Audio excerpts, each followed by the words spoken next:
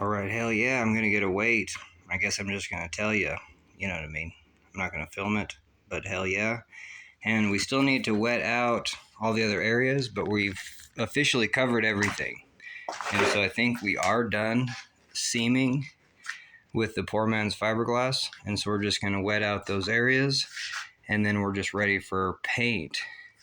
And so, like, even right now, I could flip it upside down and start prepping the bottom. So after I weigh it, I'm going to flip it upside down because I think that makes sense, because I can actually do more on it today. So hell yeah, and it's looking real nice.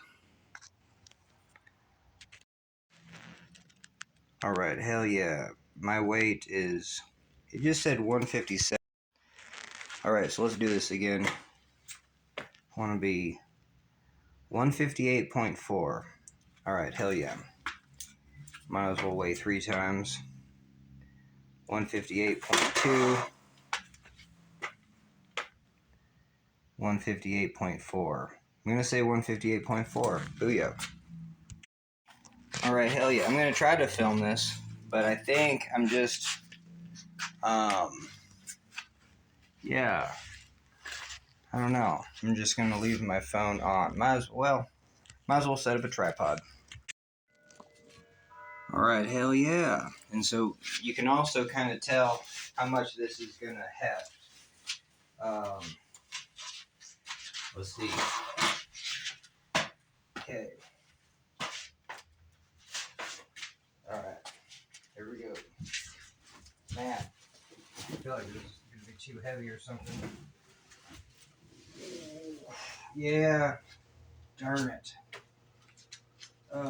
Yeah, it is a beast.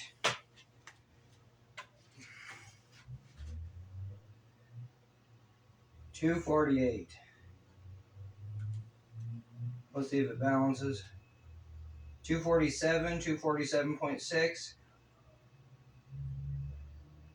246.4.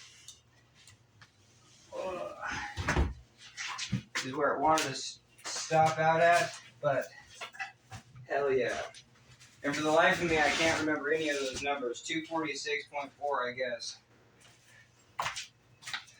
I guess I can remember that number. I forget what weight I said, and so I have to go back and just make a video. I'm going to do that right now because I'm kind of interested. All right, hell yeah. But that's the weight of this thing. It's too heavy. It definitely feels too heavy. You're just like, holy hell, what the hell happened? Well, we put 6 gallons, I think 6, and I'm going to go get a 7th gallon.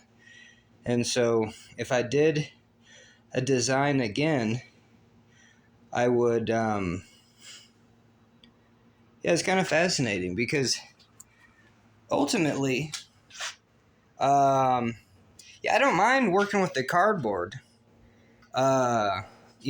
We got about 10 rolls of duct tape in this, maybe 12. So that's the thing. We got hell of a lot of cardboard, 12 rolls of duct tape, which that just adds up in weight. 7 gallons of, but we juiced everything out, and everything is kind of almost overlap, double. And so if we find a design that's simplified, then you can really reduce the weight. And what I was thinking is that you don't need these 2 front points, if I'm trying to make a play boat. And then you just need this floor section. So we got about 6 inches. So we're good on that. That's looking real good. 6 inches of foam, and then just epoxy, either simple epoxy or, something to hold that together. And so you would actually, make that, maybe structural out of foam and use anyway. So, yeah, that's so interesting. I can't, so what was it? It was 250. And then what do I weigh? 180. So let's just say it's 20 plus 50. Yeah, we're about 70 pounds. So it's not too bad. I don't know exactly what the weight is, but damn, that feels heavy though for me. That's Sotar Excalibur. The fact that that's 54 pounds. That's That's really sweet. In an R1 boat, I don't see why it couldn't be 45 pounds. I don't see. Yeah, I think 45 is the new benchmark for just an R1 boat. Like, what do you need? Especially with asymmetric. Everyone's mostly in the game is an asymmetric paddler. Like, they potentially don't need the same function over on the other side, you know? So there's a lot of things that you could do to maybe reduce weight from an asymmetric perspective. Um, Typically, the runners right now are, waterfall runners and see, what I'm trying to do is play boat and big water. The second you make a play boat, then you've made a big water boat. Because what's going to happen in big water is you're going to be surfed on everything, and you don't want to be surfed to a flip on everything. That's the only thing that our runners, have like I would consider it like 50-50 waves. Even for kayaks going into like Locksaw Falls, sometimes that can be at high flows. That can be a 50-50 wave even just to get through. And that's what a lot of R1 are, because it's not sexy. It's not sexy to flip in your R1 and then have to swim, and it might be consequential. But there are rivers out there, high water class 3, high water class 4, where you can have safer swims and really show the potential of what running these 50-50 waves would be. 50-50 in big holes too. So that was the other thing, is just like these teeth crashing into a big hole. I think, like, yeah, that'd be so interested taking this into hospital hole or something, just really crushing it and seeing if those. And obviously we don't have to go, we can level up, but just any hole that might wonk me out in my other boat, these teeth could actually grab, do their thing, and then pull through. And so what I've created, hopefully, is I'm going to push this in. No, that's hard as a rock. Is a play boat that can also show that it's what you want on big water. You want to be able to edge. You know what I mean? You want to be able to boof, but then have really solid and secure. So the fact that this is 70 pounds shouldn't be that big of a deal. It is to me, just because, like, I would rather me put the weight in it and have a kind of it's super cool to have like a 40-pound boat. That would be, yeah, a 40-pound boat. Hell yeah. That's where you combine like pack raft with R1. And I think you can get down to I think you could even do a 35-pound boat depending on its size and its function. Just because True Kit is right now making, these 8-foot dinghies that are pretty much just everything that you would want in a boat, out of lightweight PVC. So that's kind of interesting that there is lightweight PVC, that True Kit Inflatables is making 35-pound, dinghies, little tether boats to the yachts. But those would seem to be hella sweet in a wave, except they just sit too low, and they're also not rockered. They're not enough for me. They're stable for how small they are, because they're railed. They're paddle cat underfoot, where we have this new design that hopefully spins really easily. But hell yeah, I'm bummed that this didn't just luck out at like, under 60 pounds or something. That would have been sweet if this whole thing came in at less than 60. But what I've learned is that there's potential to make this same boat, even at a poor man's fiberglass, at 60 pounds. I think I could reduce 20 pounds just by design and putting the strength where I need it. And then the other side's like, don't put strength where you don't need it.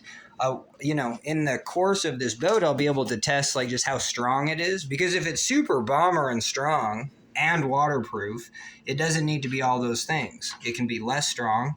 It could even be less waterproof, and that would allow me to test kind of different features. So hell yeah! All right, I'm talking a lot because I am pumped, and I have no idea what this weight is, and so obviously this is that video, and so I'm so curious. I don't know exact weight, but you already do. So hell yeah! All right, hell yeah, and why not finish with a shot of this underfoot? And you can see, look at all this material. You know what I mean? It's probably unnecessary. These could end just right there and just be stubby because we have a high rocker. They're going to be rockered out of the boat anyway. That was the whole point, is that if we sit way back there, this thing's going to be sky high. That's going to be sky high. This is going to be near vertical. You know what I mean? But we've created a boat where if you do jump to the front, you'll be able to secure the deal on that. And hell yeah, it looks like a Marvel villain right there. You know what I mean? And also I have the ability to paint this in clear. And so here's my bucket of paint. And this is kind of interesting. I don't know. I guess this is a standalone video. I thought this was going to be the end of the weight video, and that was yesterday's video. And so, you know what I mean? If I do need to make more videos just to delay the process because I need to get on the water, I don't think so. So we might put this with the weight video, or this might be a standalone. But what I do have is plenty of clear and black. This stuff is 5 years old. It's been the last project that I did, and I got back pain. For 3 years, it was brutal. I could hardly do anything. We changed our diet up. That really helped. I think I took an impact on it. But the X-rays didn't show crap. I was just in extraordinary pain every day for about 3 years. It sucked. Anyway, and even just like right now, I'm just happy to be able to do this at a second. At any moment, my back could just. It kind of fails on me, and so puts me into pain. All right, hell yeah. But we're looking real good. We really do have that flat contour. That's kind of interesting. I don't know if that's what you want. I think it is from the surfboard perspective, because we have such a short water line that allows this to be a planing surface. And we have the double rail, or at least a single step down, and so it still should be, maybe the better lighting over here. And then we kind of have less stuff going on here. So we do have an asymmetric design where we have less going on here, more kind of basketball shaped. And on the other side, more of a stair step. Hell yeah. And this is, I think we're going to be ready to paint. I didn't think I was going to put more glue on here. I don't think so. I think I'm going to sand this up, and then we're going to paint it. And it's kind of fascinating that the bottom is the surface that has the least amount of glue. But it's got the most foam. That's the thing, is that the water will be buoyant, and that foam will keep a lot of the water out. And if it does have pinholes, hopefully the water leaks out of those same holes that it seeped into. Hell yeah. Okay, so, and today's a real good day to paint too. It's so warm out, so might as well take this thing outside and start painting it. So I think I am going to buff it out and sand it, and so that's what we're going to do. We're going to buff it, sand it, and because that was the thing, is like, if we are going to use this as our surface, we do want this surface to be almost waxed, so I want it painted and then real nice, saturated, but then, real fast. So even over that paint, like maybe wax it. I think that might be a good way to go. We'll see. All right, hell yeah.